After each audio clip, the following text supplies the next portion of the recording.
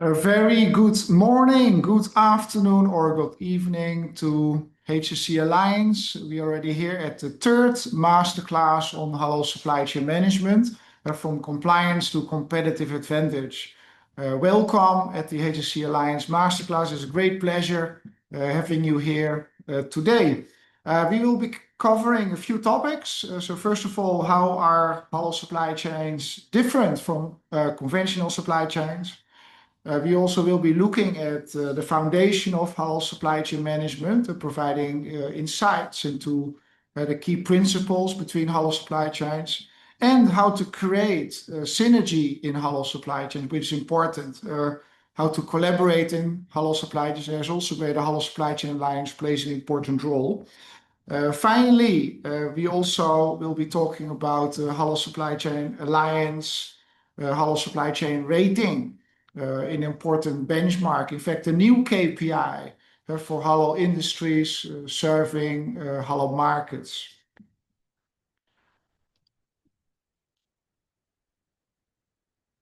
So let's make a start. So first of all, how are halal supply chains different from conventional supply chains?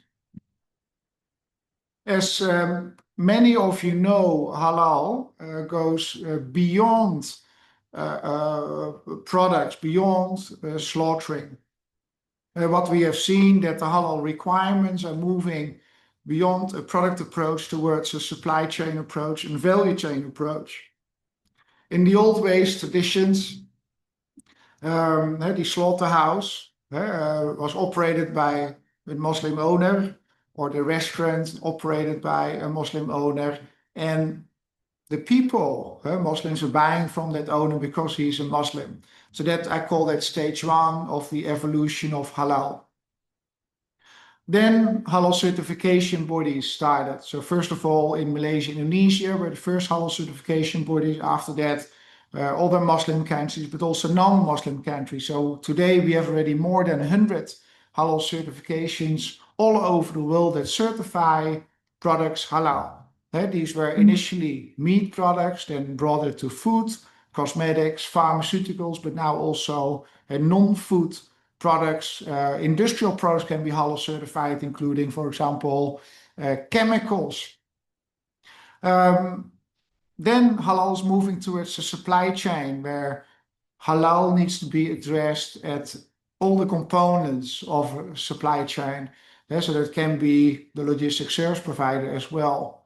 It can be a distributor, but also the seaport or airport, transportation companies, and even up to e-commerce and retail.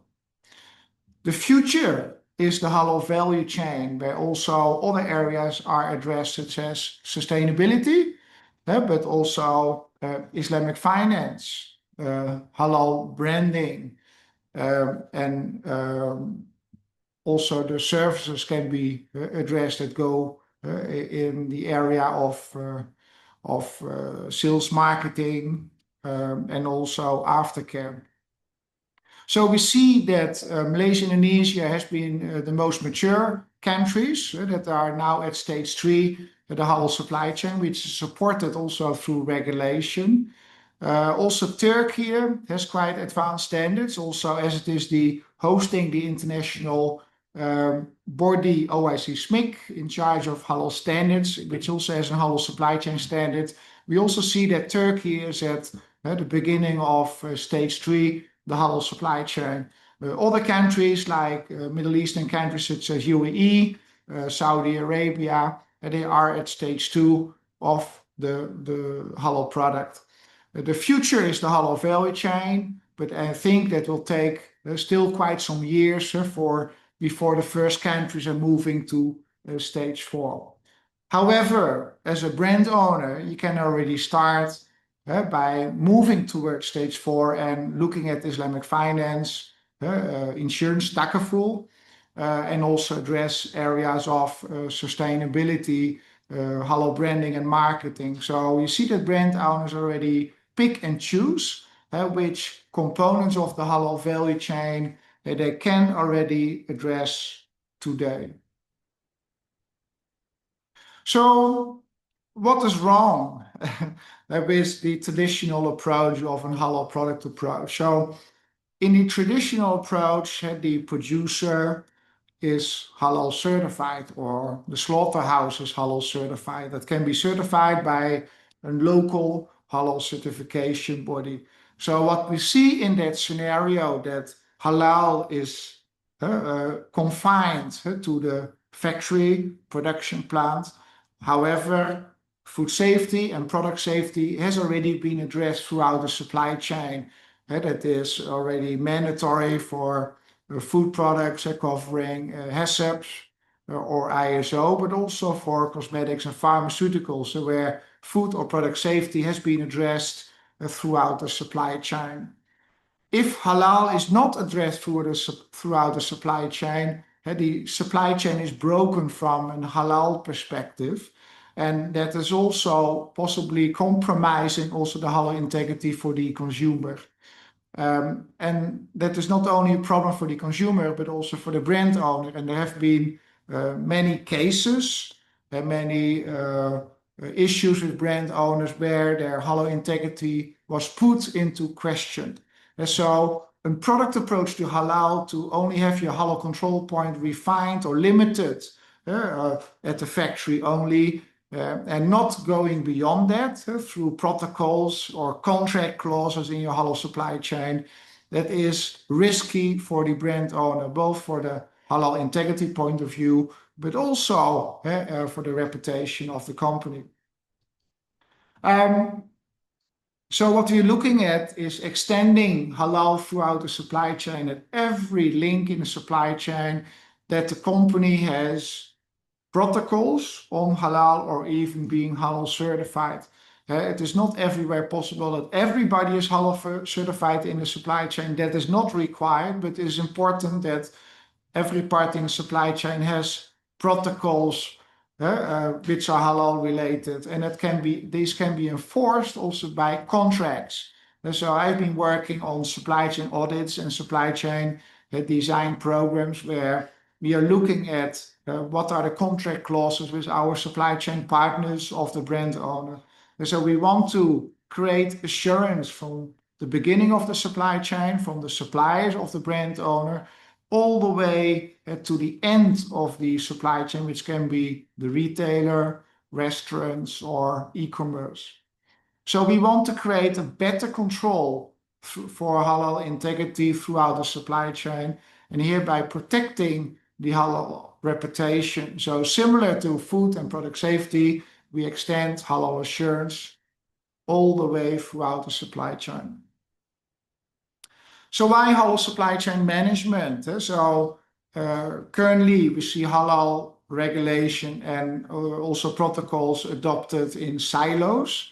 And when we talk about end-to-end supply chain, which are often, most cases are cross-border, from supplier, manufacturing, production, distribution, and even export, that we see that halal supply chains are quite unstable and halal integrity performance not predictable. This is due to there are different practices in the halal supply chain. We have a halal supply chain standard in Malaysia, halal logistics standard in other countries, but they have different protocols. So when we talk about an end-to-end supply chain, crossing multiple borders, we see that there are different practices in halal supply chains. And even to note to this, that in certain areas such as sea freight and air freight, there are no guidelines and practices. So these are big gaps, because sea freight covers about 80% of the international halal trade volumes goes via sea. In terms of air freight, this is not that much, can be 10%,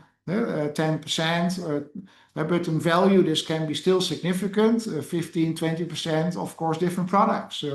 Next to high value products, such as pharmaceuticals and cosmetics, air freight is also being used for food as well. I've been to some air freight operators in the Middle East. I went to the facilities and I was surprised how much food was in fact flown via air. So it is not only non-food for air freight, but also food products as well. So there are currently a lot of gaps in the logistics operations. We talk about the global perspective, and important gaps in sea freight and air freight, but also the issues there of different practices regarding halal logistics. And your supply chain is as strong as its weakest link and not as strong as its strongest link. So for brand owners, it's getting an increasing concern where they want to make sure to better protect their reputation, the integrity for the Muslim consumer, that they are looking now at the entire supply chain. So why does the whole supply chain matter? So it matters for the Muslim consumer, and we have seen many cases that the Muslim consumer was boycotting brands. This could have been due to a possible contamination and scandal, which was in social media. Also, a possible association with Israel of the brand owner was also an issue. But the Muslim consumer is increasingly powerful, and they can choose, they can boycott, they can be loyal, but they can also boycott your product. So, and the Muslim consumer is powerful. It's a big, fast-growing market, and that is attractive, I think, for brand owners. The halal industry is too big to ignore today by big brand owners. So brand owners are concerned about the reputation. So for brand owners, it's important that they get the house in order and go beyond the halal certification by the halal certification body. So also there's a concern by halal certification bodies. If there is an incident, it's not only the brand owner that is in trouble, because on the product it shows also the halal logo from the certification body.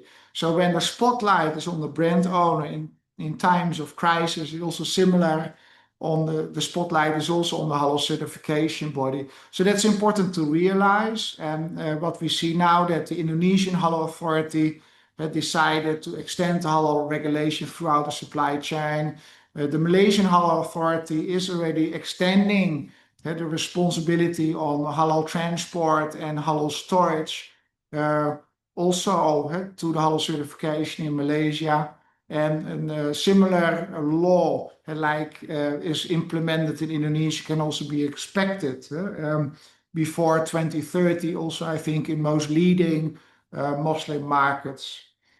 Finally, governments, they have an important responsibility to provide access of halal products to their population.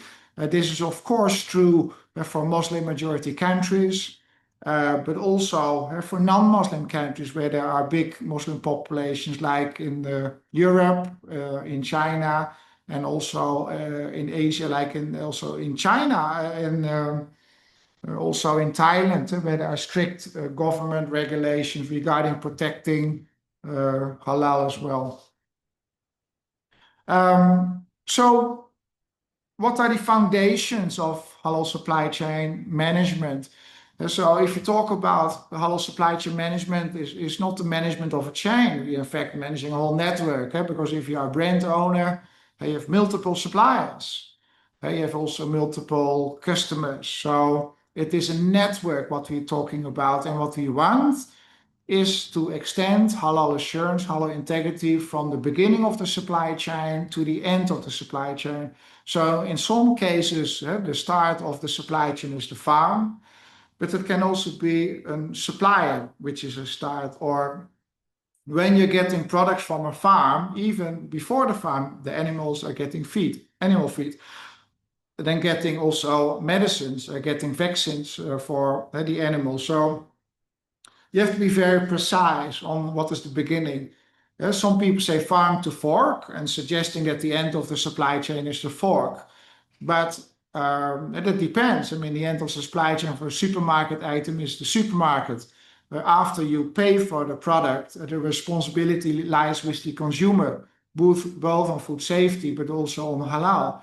I mean, if the consumer puts an halal product together with a pork product or alcoholic product, that is not the responsibility anymore of the brand owner, that's the consumer. So it can be the supermarket, can be the end of the supply chain. If you're eating in a restaurant, it's the restaurant. And if you're ordering something through e-commerce online to be shipped to your house, then it is the doorstep where the delivery boy hands you the consumer item. So farm to fork is not a precise term. So I rather talk about from source to point of consumer purchase, which is technically a better term and more flexible to adapt to different types of supply chain. We have different whole supply chains, not only the food supply chain, also we have cosmetic supply chain, pharmaceutical supply chain, modest fashion supply chain. We have halal supply chain for chemical products, paints, and many more. So we have to be, I think, concise and precise. How do we describe a halal supply chain? So what are the principles behind halal supply chain management? There are three important foundations. So first of all is to avoid direct contamination with products that are haram. So these are products that are alcohol or can be porcine. These are products which are clearly haram. So that is something you want to avoid. So technically already people that are familiar in food science, they understand that when there's contact between alien products that there should not be contact with, they know that there's cross-contamination, which should be avoided at all times. So in case that takes place, you have to destroy a product anyway because it's cross-contaminated. And so people in the food, pharmaceutical are very familiar with that technical term of cross-contamination. So cross-contamination is understood by Muslims, but also non-Muslims. That is something that should be avoided in case it happens. It is not anymore safe to consume. A second component is more complex, is the risk of contamination. And so in Islam, when there is doubt, the matter of doubt, the Muslim should avoid that product. So the risk of contamination is addressing the issue of doubt. So when we put alcoholic beverages together with halal products, there might not be a case of contamination. The beer bottle is still intact, so there was no leakage. But that is a risk if those products are transported together. The other element is perception. So the perception is based on the Islamic schools of thought. So there are different Islamic schools of thought. There are different local fatwas, but also different local customs. And the perception is different by country. So there are differences, for example, in the way livestock is being slaughtered. For example, poultry slaughtering. Indonesia allows stunning and machine slaughter. The neighboring country of Indonesia is Malaysia. It doesn't allow machine slaughter. It has to be hand slaughtered, but stunning is allowed. And then we have Brunei, another neighbor of Malaysia and Indonesia. They only allow hand slaughter, but not stunning. So even all Shafi school of thought, there are different perceptions. So if you want to transport chicken produced in Malaysia according to Brunei standards, so hand slaughtered, no stunning, according to the Brunei regulation from the authority of Brunei, it cannot be stored together, it cannot be transported together from Malaysia all the way to Brunei. It has to be fully segregated. So they don't see the Malaysian halal as halal for Brunei. And I know suppliers that are exporting to Brunei and they have to clean the whole storage space of Malaysian-bound market chicken when you start slaughtering for the Brunei market. So you can argue they're both halal, but the Brunei regulator says, well, we don't want it to be put together. So if you talk about the foundation of halal supply chain management is about addressing cross-contamination, which can be prevented by proper packaging. If the packaging is whole, is no contamination has taken place. Risk of contamination, it's about physical segregation, but also communication to identify the halal product in the supply chain. And finally, the element of perception is important, where there are differences between Muslim majority countries, how they perceive halal, and they can be very important to be addressed if you do business with those countries. Don't make mistakes in that. So important to understand if you're doing business, if you're exporting products to Muslim majority countries like Malaysia, Indonesia, Saudi Arabia, UAE, um, or Turkey, then you have to address all three components. Direct contact with haram, risk of contamination and perception. If you're exporting to non-Muslim countries like Thailand, Singapore, Europe, USA, then you need to address only risk of contamination and also direct contact with haram. So those two components. So not perception. Also in non-Muslim countries, perception is often very difficult to ascertain. I'm from the Netherlands. We have Muslims from Indonesia. We have Muslims also from Turkey and Muslims also from Morocco. So the perception from different countries of origin is not difficult to grasp for non-Muslim countries. So we see there are two levels when you're dealing with the halal supply chain. For the halal supply chain to Muslim majority countries, we need to address all three. When you're exporting to non-Muslim countries, only two components need to be addressed regarding the foundation of halal supply chain. So what does it mean in practice? So for Muslim majority country, it means halal only in transportation and storage. Very clear. For non-Muslim countries, there are some leniencies. For bulk, there are no leniencies. So bulk products are products with has no packaging. It can be grain, for example, or palm oil, which is in bulk transport. So it is not packed.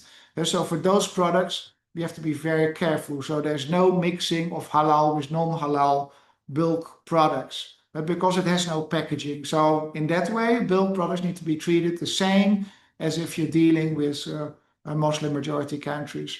For products that are packed, we call that unitized in logistics. For dry products that are put in can and in plastics, normal temperature, outside temperature, not temperature controlled, we can mix halal products with non-halal products, even products that are alcoholic products or products containing pork. Yeah.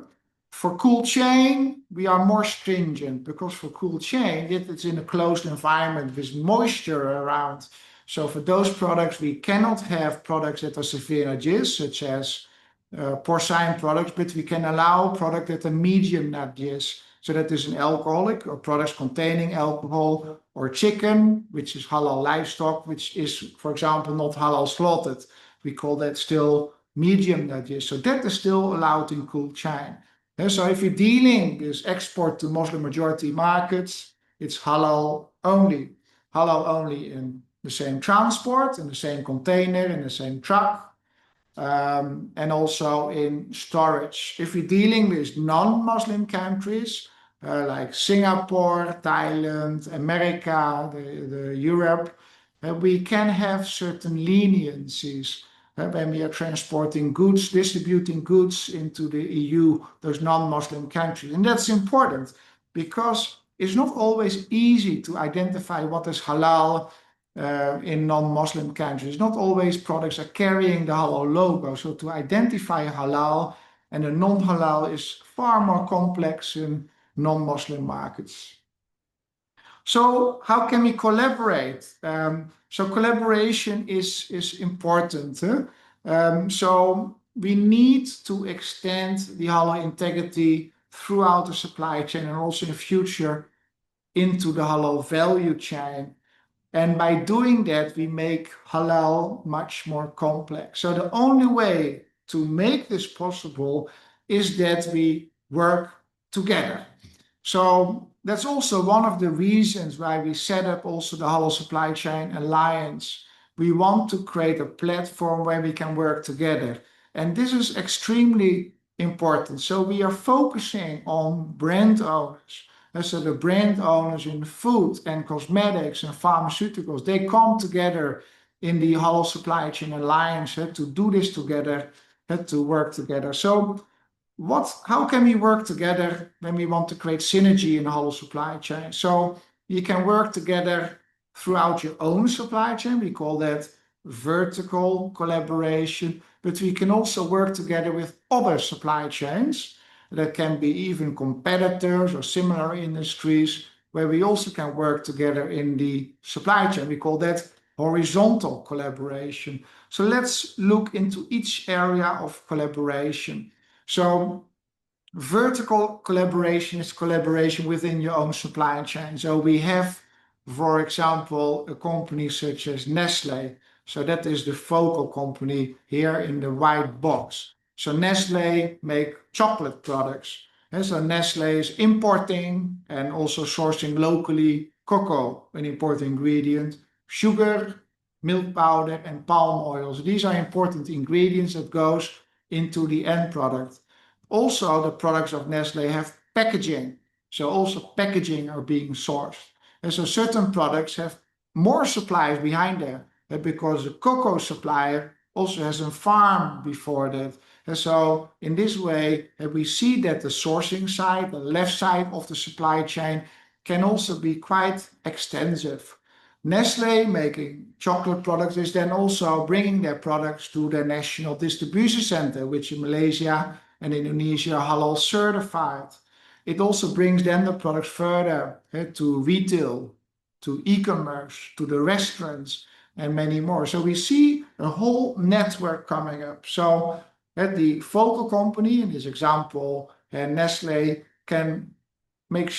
needs to make sure that the whole supply chain where that halal is being addressed. So they can get help from a supply chain orchestrator, can be a logistics service provider, such as DB Schenker, that is organizing the supply chain for the focal company, for Nestlé. So they have certified halal warehouses, certified transport partners that have halal protocols in place. Another possibility also to ensure vertical collaboration is to locate yourself as a brand owner in a halal industrial zone. So in Malaysia, Indonesia, and Saudi Arabia, you have the development of halal ecosystems, industrial zones for halal industries. So these have the benefits that your supplier and customers are close by, but also that there are additional services such as halal certification support, and also logistics service provider there with a centralized halal warehouse. So I've been working on developing halal economic zones all over the world where we can create an ecosystem to simplify halal, to simplify collaboration for brand owners. So vertical collaboration.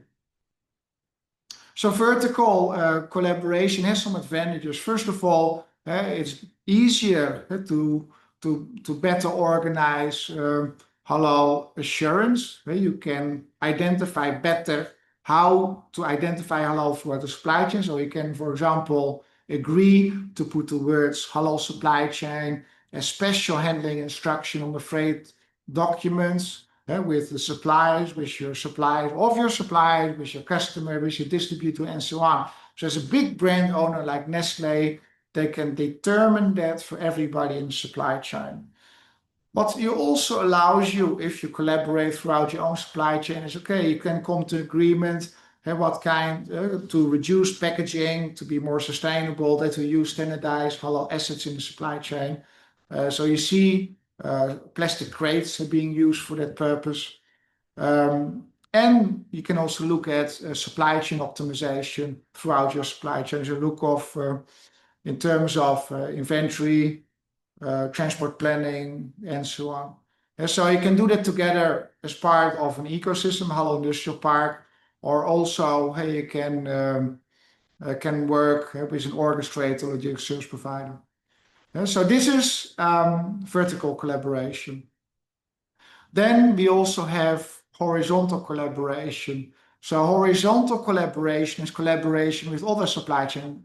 So for example, Nestlé is working together collaborating with Danone, is working together with Unilever. So these are competitors from each other, but sometimes it's very sensitive to do that directly, direct collaboration. So what is possible is to work through an intermediary. So the Halal Supply Chain Alliance is an intermediary to facilitate horizontal collaboration. And what I've seen in the industry, that a lot of companies have been focusing on vertical collaboration and didn't start with horizontal collaboration at all. And I can tell you one thing, that the biggest cost savings, the biggest benefit also for the halal integrity, is in the area of horizontal collaboration. Why is that so? With horizontal collaboration, you're better able to share information throughout the supply chain by agreeing within an industry, the food industry, on how we're going to identify halal.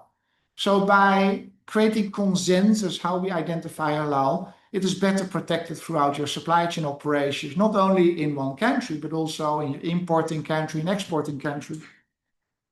Pooling of resources, so we can use common assets, common warehouse, common transport, which you can share. And then when we are bundling halal volumes together from the competitors, for example, instead of sending less than container load cargo all over the world, we can send full container loads, because the risk of LCL, less than container load, or LC, less than truckload, in those cases, we are not always sure what else is put in the truck or in that container. So by bundling halal volumes together, we have a better protection of halal integrity for LCL cargo. So horizontal collaboration you can do directly between companies, which is often sensitive, but it's also possible to use an intermediary. And that is the area where the Halal Supply Chain Alliance has been working on. So the last topic I would like to share with you is the Halal Supply Chain Rating. So the HSC Alliance Halal Supply Chain Rating is an important rating which we have started. So why companies want to be rated? So first of all, is to ensure integrity across the entire supply chain, in transportation, in storage, in building trust also with the consumers, but also trust with the regulators and the buyers. It can also be an important tool for benchmarking. So I've been talking over the past weeks with big brand owners, and they said, this is a rating we want, but not only to be a reward, an award for our work we have done in the halal supply chain, an award for halal excellence, but we can also use it as an important tool to select our suppliers, the suppliers of ingredients, suppliers of packaging material, but also our decision on which logistics service providers we're going to use, which distributors we're going to use, and also see the rating of retailers. So how good are the retailers with our products?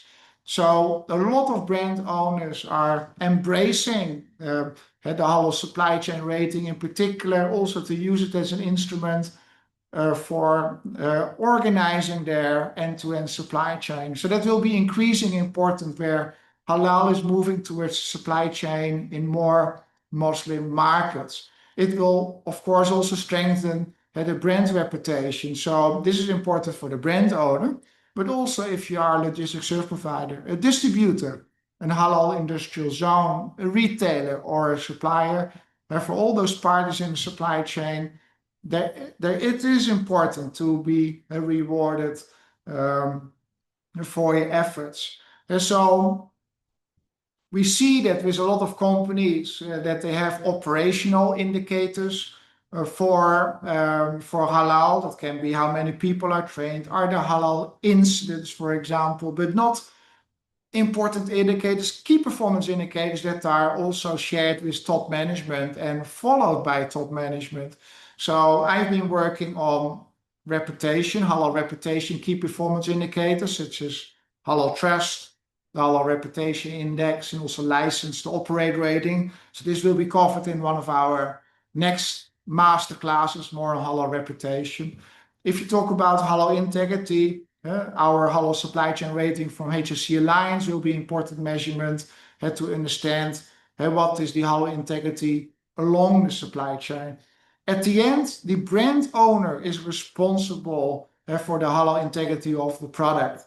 So the brand owner, similar to food safety or product safety, similar to sustainability or child labor in the supply chain or organic. The brand owner is also responsible for halal. So it's important that the brand owner has a new key performance indicator to keep track of the performance regarding the supply chain. So the halal supply chain rating is an important hallmark for halal excellence. And we are rating different parties in the supply chain. So of course, the brand owners, but also ports and terminal operators. Already several ports and terminal operators with halal assurance systems. Some of them are even halal certified. In Indonesia, we have already a lot of transporters, more than 1,000 already that are halal certified, transportation, warehousing. In Malaysia, more than 100. Suppliers will also benefit by the rating, halal parks as well as retailers. So we are measuring the halal supply chain rating for 7 important areas. At the start, the foundation of halal is tayyib. So therefore, cleanliness is an important starting point. So we're looking at assessing the cleanliness of the operation. We're looking at the production area or warehouse area, but also looking at, for example, at toilets, so that they are clean, that they're not polluted, there's no pests around, and also no free access of dogs, for example, into the premises. Identification of halal is important, is what we learned. Next to segregation, identification of importance. How do we identify halal on freight documents? How do we identify halal also on labels, on boxes, and maybe also on transportation or even the containers? So how is halal identified and communicated? Because if halal is not identified and communicated, you cannot expect other people in the supply chain to segregate halal from non-halal. So for the communication, for segregation to take place, communication should be in there. You cannot do segregation without communication. So that is a very important part of the halal supply chain rating. Then customer service. So if there are any inquiries regarding halal, is the expertise available to help a customer on those requests? Inspection. So if you want to be halal certified, you have to establish an internal halal committee. Do you have halal inspections taking place by that internal halal committee? Is it only on premises or also with your suppliers, customers? So what are you covering throughout the supply chain? In ports, seaports and airports, you have also inspection by customs, you have inspection by veterinary services and also Ministry of Health. So if you have those inspections taking place at seaports and airports, what does it mean? How do they segregate halal inspection from non-halal inspection? For example, the company Eurofrigo in the Netherlands has a dedicated halal cold room complex in the port of Rotterdam. They also have a dedicated halal inspection for all cool imports coming into the EU. So they have the license to do import declaration documentation. They have a dedicated facility in the Netherlands, a non-Muslim country. So they have that. I've been working also with ports in Malaysia, where they also have developed a halal inspection area at the seaport. So these things are already happening and very important. Then we have also the range and quality of halal service. So are you offering transport, storage? Also, do you provide value-added logistics? Do you have ritual cleansing, which is important for Southeast Asia, in particular countries like Malaysia, Indonesia, Brunei, where there's a lot of emphasis also on ritual cleansing. If you don't know what the history of the cargo is in particular, for cool chain products. We also look at the Halal Supply Chain Network. So we have partnerships with other partners that provide halal services, like a transporter, warehouse operator, distributor, in order that you have that halal assurance system extended. And you can do that through contract clauses with other supply chain partners, because not every country you have partners that are halal certified. So when we talk about supply chain, we don't rely 100% on halal certification throughout the supply chain, but we rely a lot on contract clauses and halal control points and control measures which are put in place by the brand owner. So that's an important foundation. So it should be halal by design, your supply chain, and not purely based on the people, the halal certificates that they might have or might not have. That is too risky. It should be part of procedures, protocols, contract clauses. That's what I call halal by design. Finally, we also have also the assessment of, are you halal certified as an organization? So do you have a halal assurance system in place? By whom are you certified? The halal authorities from Malaysia, Indonesia, the Kingdom of Saudi Arabia, Turkey are very well recognized through their reputation, as well as organizations like Ivanka from the US, halal quality control in the Netherlands and Europe. So these are highly recognized organizations, but you also have organizations that might be a one-man show, and they don't have the same credibility as those professional organizations which I just mentioned. So this is all part of the rating, and if any one of you is interested on the Halal Supply Chain rating, also look at our website of HSC Alliance. So we would like to invite you, of course, to join our movement. We are having increasing number of members joining the Halal Supply Chain Alliance, and which also provides access also to our Halal Supply Chain rating. So don't be a stranger to contact us. Before I open up for questions to all of you, thank you, I think, for attending today's masterclass. Also, we would like to welcome you for our next masterclass, which will be held on Thursday, 14th of August, which will be done by Ms. Aisha Maharani, and she is the founder and CEO of Halal Corner. So she's based in Indonesia, and she has been a legend and very knowledgeable on halal certification in Indonesia. I really look forward for our next masterclass, which will be done by Ms. Aisha Maharani, and the founder and CEO of Halal Corner. So look forward to seeing you there.